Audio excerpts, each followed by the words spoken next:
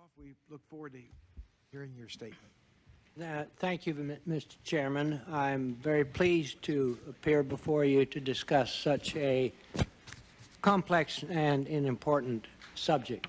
I'm not so efficient as Dr. Lake, so I was unable to provide a written statement, but I am prepared to make a few introductory remarks.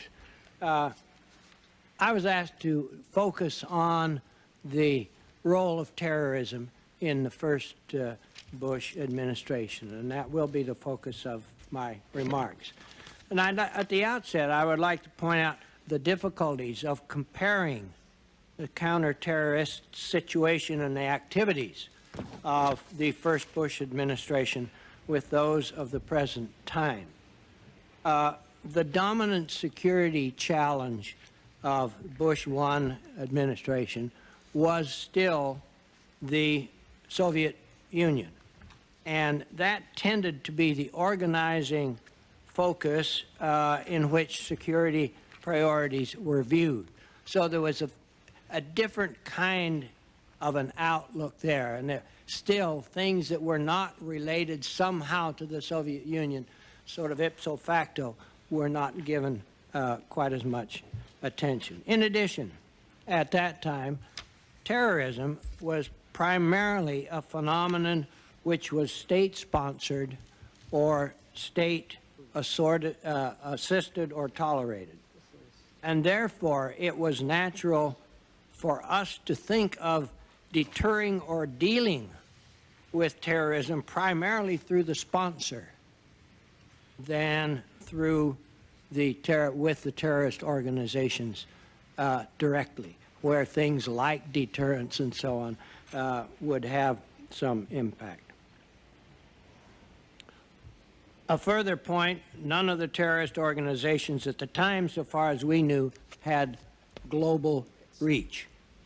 This meant that while U.S. persons, U.S. interests, and U.S. assets were not immune from terrorist attack, the United States homeland, in effect, was.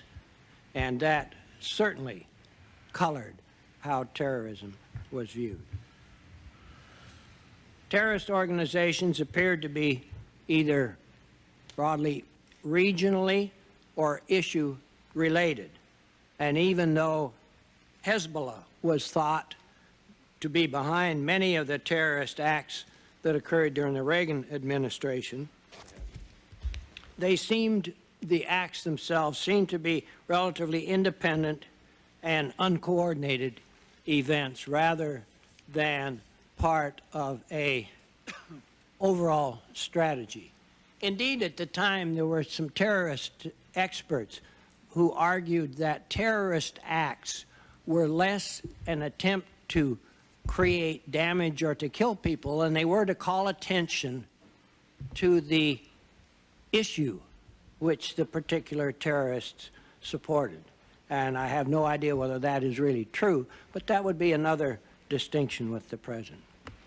As compared to the Reagan administration, which we succeeded, the incidence and the severity of terrorist acts diminished significantly during the Bush I administration.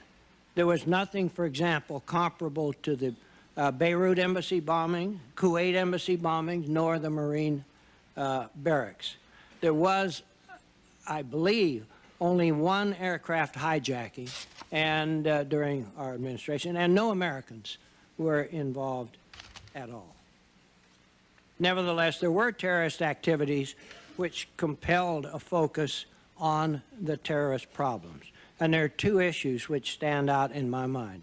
The first is Pan Am 3, which occurred technically during the Reagan administration, but on the 21st of December, 1988, so that the fallout was almost entirely in the Bush administration. And the second was the issue of hostages in Lebanon.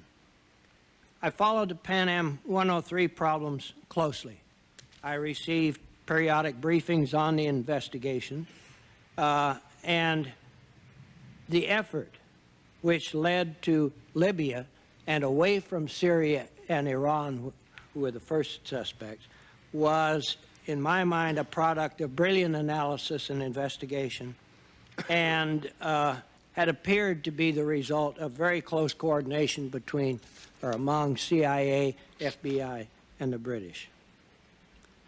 The hostage problem was one which we basically inherited.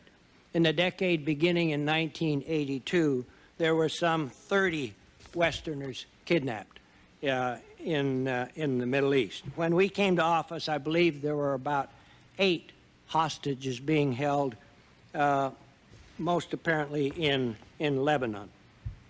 In February of 1988, Marine Lieutenant Colonel William Higgins, a member of the UNTSO UN Treaty Supervision Organization, was captured, and early in the Bush administration, pictures of what seemed to be his execution were released. The emotional impact of that in the country was severe. The hostage problem was a particularly difficult one. We had various bits of information about some of the hostages, nothing about others. We considered various ideas for trying to rescue the hostages, but the intelligence was never adequate to make the risks appear reasonable. And I'll comment in a moment further about that. In the early 90s, we saw the emergence of a fundamentalist or Islamic fundamentalist movement, which became suffused with the terrorist threat. It entered the political structure of a number of countries in the Middle East, so that the character of terrorism was now changing. It was assuming, for example, possibility, terrorism, fundamentalism, capturing the political structure of different countries, in addition to the typical Hezbollah-like terrorists. And this was an entirely new thrust, and one of the best examples of that is Algeria. In 1992, the fundamentalists threatened, the Algerians were having a 2-stage elections. After the first stage, it appeared likely that the fundamentalists would capture the Algerian government. The then government, realizing that, canceled the elections, and a civil war ensued, replete with much terrorism, and that war has just recently been winding down.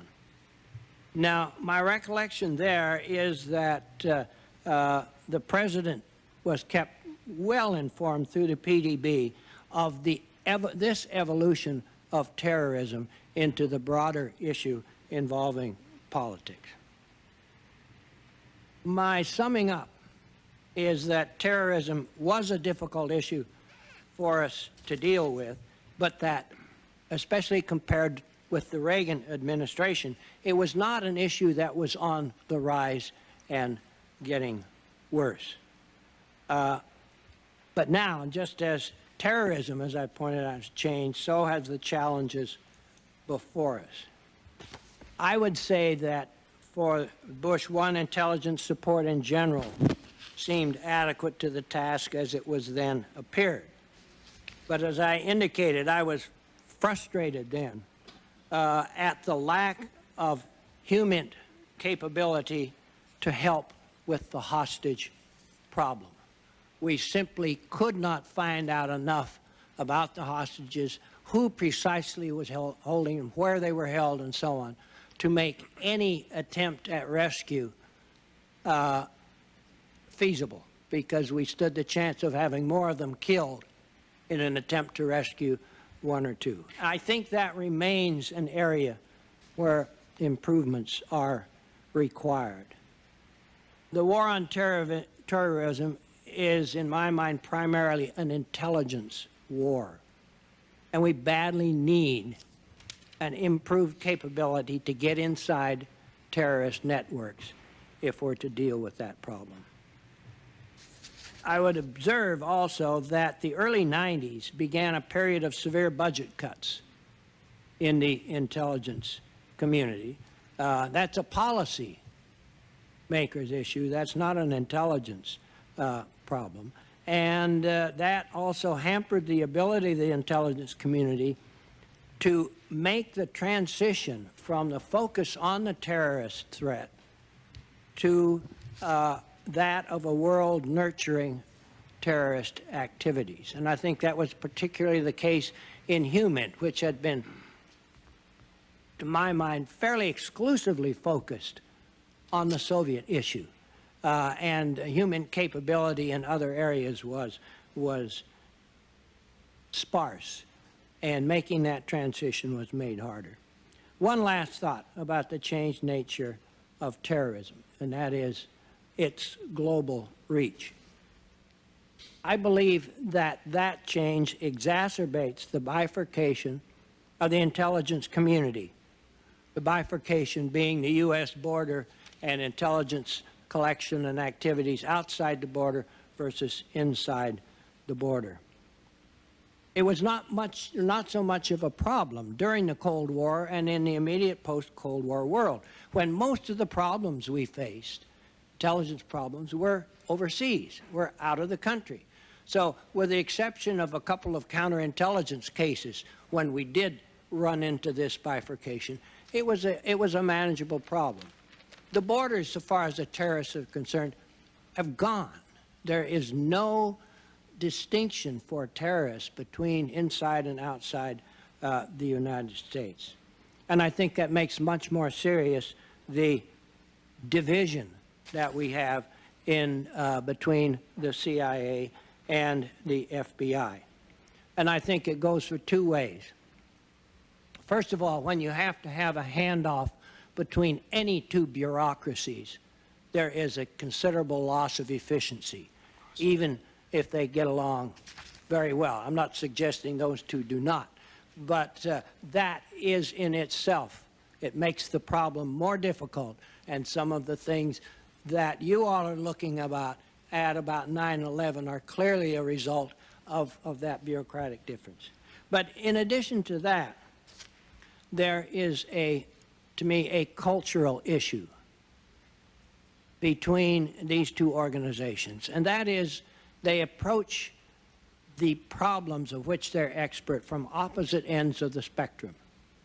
For the law enforcement organization, and that's fundamentally what the FBI is, you start with an incident, you start with something which focuses your attention, and you seek to know more about it, to find out about it and so on, but you start with this central fact and you build a case, again, and as you're building the case, you protect the evidence in that case so that it can be used in prosecution. The intelligence analysts come at a problem from exactly the opposite way. There are a lot of little sort of disconnected things going on in the world, and the analyst looks around and he says, is there a pattern here somewhere that I can discover that will lead me to be able to prevent something from happening? Now, these are both legitimate points of view for the jobs that these two have, but they're not interchangeable, and you do not make one an expert in the other simply by putting another label around his neck. And I think that is one of the fundamental problems that we face in the community today. And while we're working on it, I am not sure that we have adequately solved that difficult issue. Thank you, Mr. Chairman.